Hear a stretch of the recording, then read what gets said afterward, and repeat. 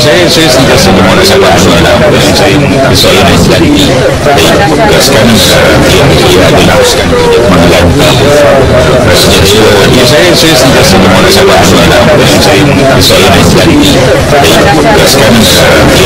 dilangskan mengenai saya sentiasa bermula dalam persoalan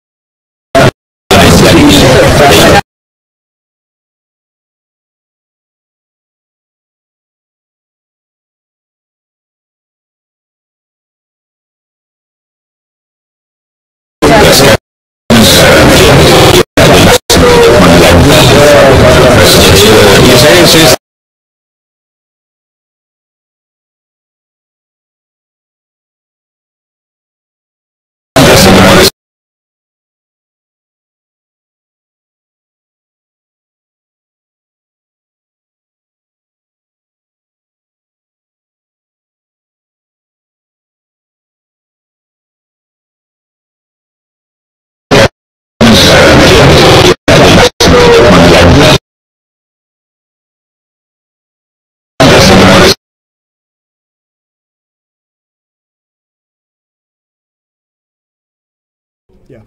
And what would be the part of the people distributing and taking the unauthorized? They'll be breaking the law. Simple as that. All vaccines have to be registered and approved by the National Pharmaceutical Regulatory Agency. Any black market for vaccines, any black market sales or inoculations of vaccines will be punishable by law. Is the country government taking any measures to? We are continuing to monitor, and we will ensure that if we receive any reports, we will act swiftly. So the vaccine will given out through the MOH, but not any pharmacy companies. We have yet to decide on the full distribution, but as far as the Pfizer vaccines are concerned, that will be delivered by Pfizer and distributed by MOH. The same with AstraZeneca.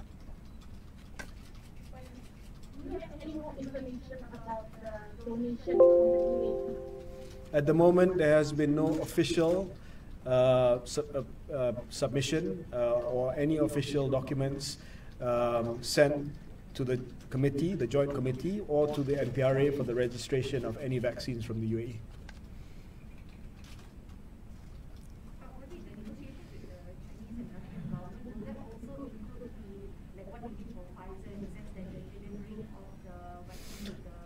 These ones have an element of local production development.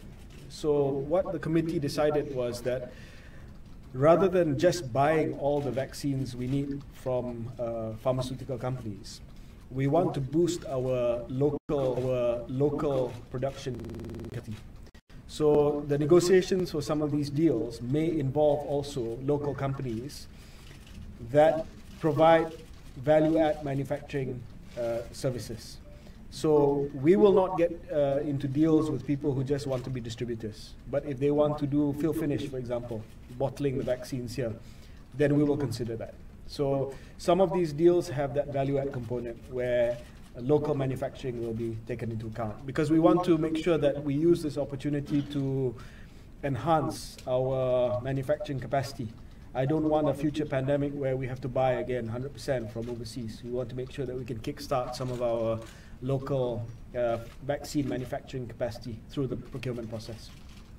Just to clarify, for the 3 billion you set aside for the vaccines, does this also include the Chinese and Russian? It's all in. So let me just confirm that again. So the value that Tan Sri Mahyudin has announced, which is 2.05 billion ringgit Malaysia, coverage of 82.8% of our population, includes COVAX, Pfizer, AstraZeneca, as well as the ones that we're negotiating with Sinovac, CanSino, and Sputnik V, Gamaleya, Russia.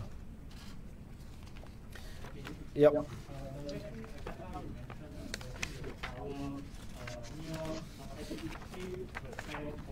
Yes.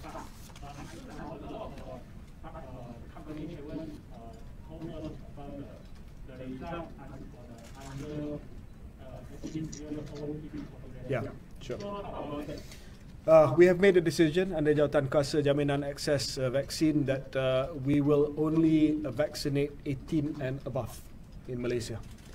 That means that we do have a slight extra in our stockpile, which we will keep for foreign workers, for also expatriates, people, residents who are non-Malaysian nationals here. And we might increase the order in the future because we don't know at the moment how long the immune response is for the vaccinations. So we may keep some in the future in case we need to give booster shots for our citizens.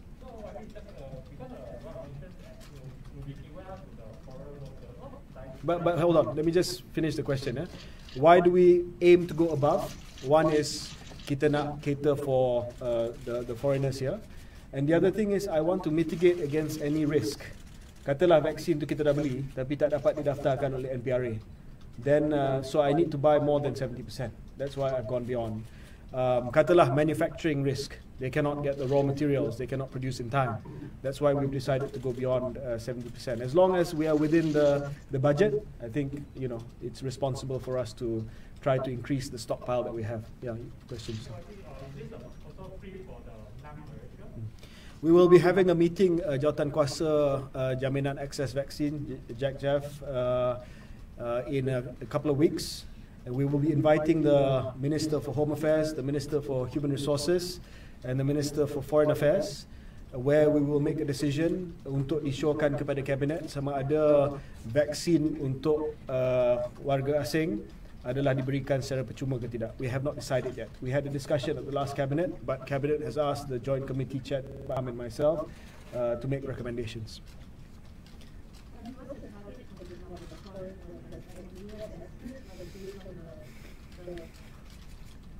Your guess is as good as mine because we are talking about documented and undocumented workers. Sorry? Yeah, so we will try to target as many as possible. And the principle is very simple. The principle is we need to vaccinate the foreign workers to make sure that they are safe and to make sure that we are also safe. The more people you vaccinate, the safer you are. Katalah kita hanya vaccinate rakyat kita, tapi kita tak vaccinate 3 juta pekerja asing. We are still at risk because we may not reach the threshold for herd immunity. That's why we are considering this question very carefully. Katalah kita minta mereka bayar ataupun majikan mereka bayar. That's already a obstacle for them. They might choose tak bayarlah, because it's not compulsory. So we are considering this carefully. What we decide to do for foreign workers. Yeah, we will be presenting to Cabinet next week. Then there will be an announcement. YB, what are the methods that the government plans to do to get people vaccinated? Is it through regulation from IC or from Malaysia? Yeah, so we will start with risk assessment. Who is at high risk? And we will start with that group. That will be announced after Cabinet approves the plan. So, of course, what you've heard so far is the general plan of frontline workers first, and then those with comorbidity, and then warga mas dan sebagainya.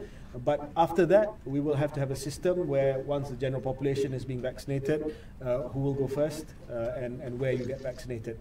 It's voluntary. So if you want to get vaccinated, you'll have to sign up. We'll have a sign-up feature in My Sejahtera, where you can sign up to say that you consent and that you register to have the vaccine. So any new passport after vaccine passport after the people get the vaccine? Yes. Selepas diberikan vaksin, that's not the end of the story. Kita ada proses surveillance, yang ini akan dijalankan oleh KKM selama beberapa tahun. We will continue to monitor for adverse effects. And the surveillance will be done by KKM. We will also encourage self-reporting surveillance through My Sejahtera. So in case you develop any side effects, you can report that through My Sejahtera or directly to KKM. Surveillance is very important. This is what is known as the phase 4 of the vaccination program. Yesterday, Dr. Norisha mentioned that it might not be so soon the government will roll out the vaccines, but they need to check everything. have said that we target with NPRA's registration, we target before the end of February. February.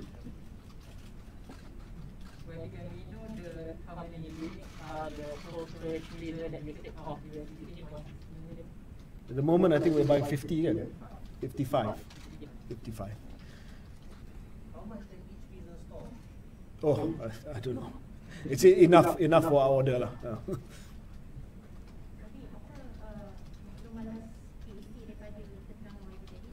Bagi PAC jawab lah. I don't want to speak on behalf of PAC. Nanti saya tak nak prejudice the proceeding. Let PAC answer that.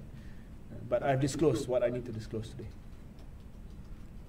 You mentioned that the storage is the Malaysian government responsibility. Government already look into which location will be. Dah. Kita dah kenal pasti 55 lokasi simpanan untuk vaksin Pfizer. So Pfizer vaccines will be probably in the urban areas because it requires this ultra low freezer. AstraZeneca oleh kerana dia boleh disimpan dalam peti sejuk biasa, we will deploy that for the kawasan luar bandar, kawasan pedalaman. So the 55 locations is for both Pfizer and AstraZeneca? No, for Pfizer. So it's like one location, one freezer. Yes, at the moment, yeah. We're still deciding that. Yeah, still deciding that.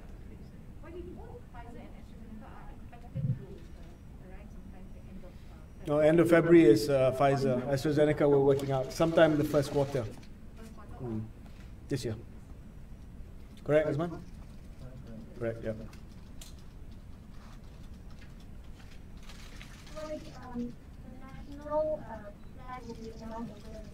No, we are finalizing on Thursday at the JAC-JAF meeting that Adham and I chairs. We'll present to Prime Minister on Monday next week, and Cabinet will be endorsing it on Wednesday next week.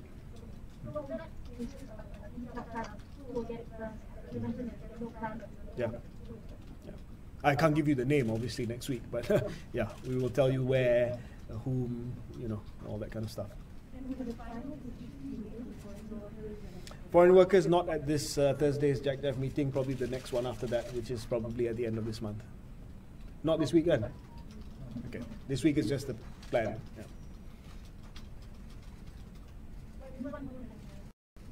In terms of public sentiment when it comes to vaccines, I know the government set up a team to handle the communication of this.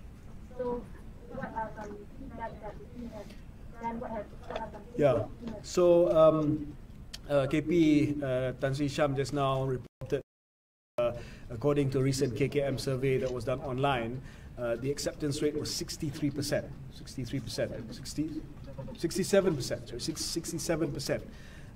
Keen to take the vaccine, but there are a significant number who are not sure yet. So we are targeting this fence sitters, and there are various communication strategy that we are devising to ensure that people are comfortable when it comes to the safety of the vaccine, when it comes to the efficacy of the vaccine, when it comes to the halalness of the vaccine.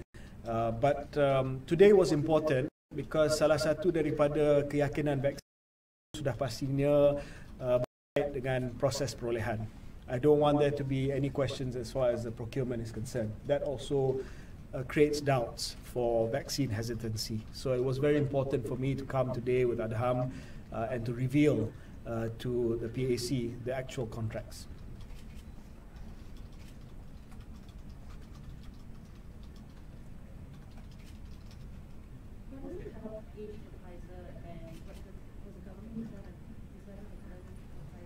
Upper level.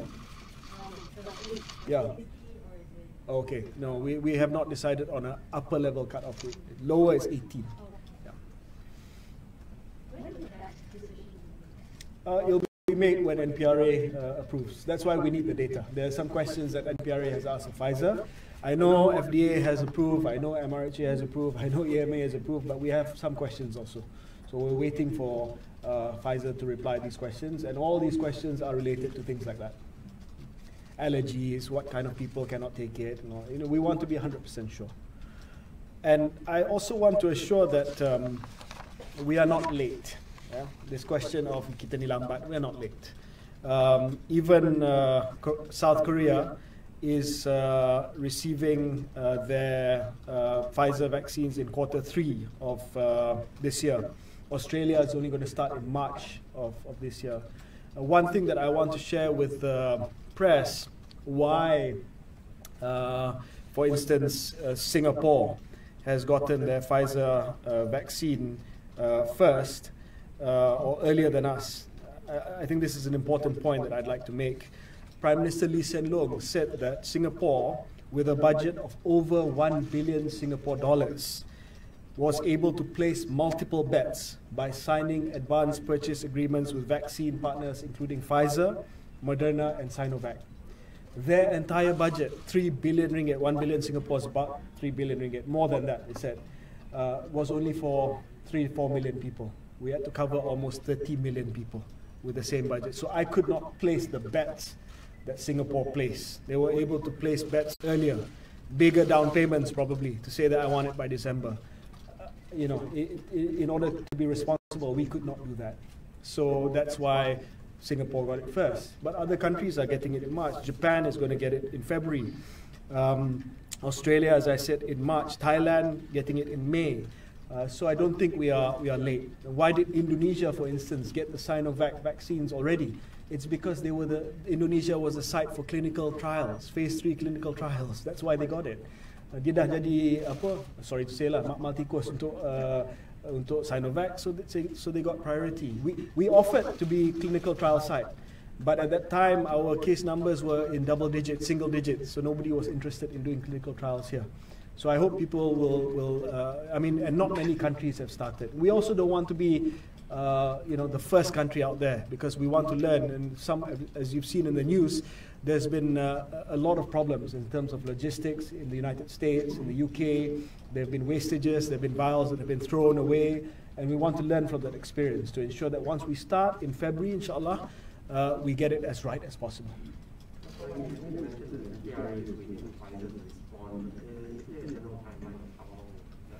Yeah, so today we spoke at length about the PAC. We'll try and get everything done, inshallah, by February. So I think, because Singapore has started the vaccination last week, so Malaysia government will ask for some relevant information or data to study it. Yeah, I mean, we've asked directly from Pfizer. Yeah.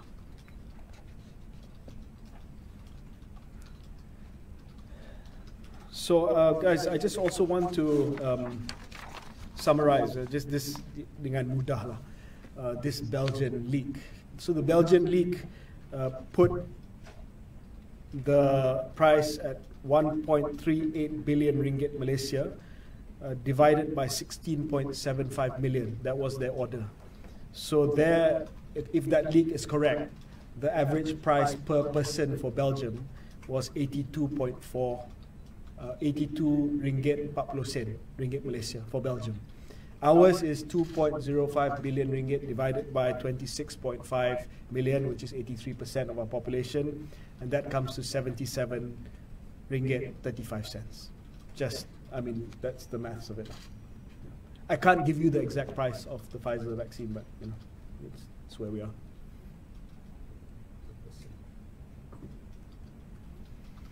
Is there anything else? Yes, yeah. Oh my God! I wish there was a vaccine against against political instability. Yeah, go ahead.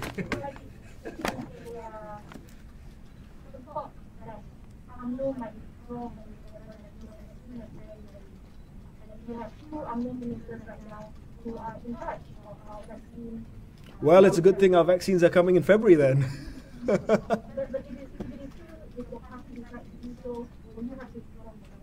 Well, kalau keputusan dibuat oleh Majlis Tinggi UMNO, as a party member, I'm bound by the decision of the party.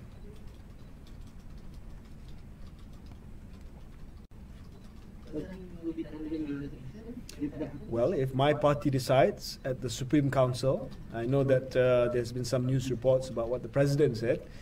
but the ultimate decision-making body in UMNO is the UMNO Supreme Council, which I'm told is meeting tomorrow, so I'm not a member of the Supreme Council. But if the Supreme Council decides and instructs for UMNO members to withdraw, then as an UMNO member, I am of course bound by the decision of the Supreme Council. One more politics. Do you think the vaccine law will have any effect on the timing of the general election? Yeah, this question was asked just now to the Director General of Health, and he said unequivocally that he is against any general elections in the near term.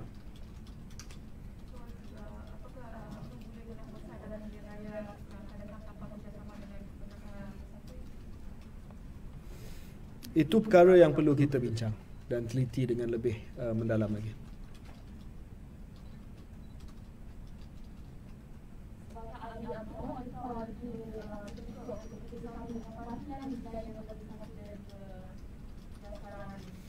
Keputusan yang telah dibuat oleh Majlis Tinggi yang mana saya juga setuju adalah kita tidak ada apa-apa kerjasama dengan DAP ataupun dengan PKR.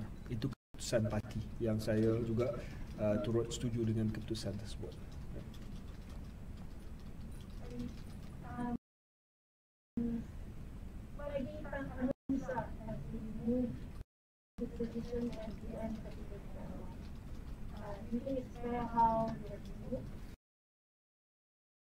Well, the appointment of the Secretary General of Barisan Nasional is the sole prerogative and at the discretion of the Chairman of Barisan Nasional, which is Datuk Seri. That is kind of implies there's internal instability in this House. Well, as you know, there's various views and differing views within UMNO right now, just as any other party. But we will be guided. We'll stand guided by the decision that the Supreme Council will make tomorrow. At the end of the day, we're a political party, and we have to have some form of discipline. If the highest decision-making body in UMNO, which is the Supreme Council, decides so, then it is so. If you don't agree with that, then you have to leave the party. That's all there is to it. Okay? Thank you, guys. Thank you. Yeah.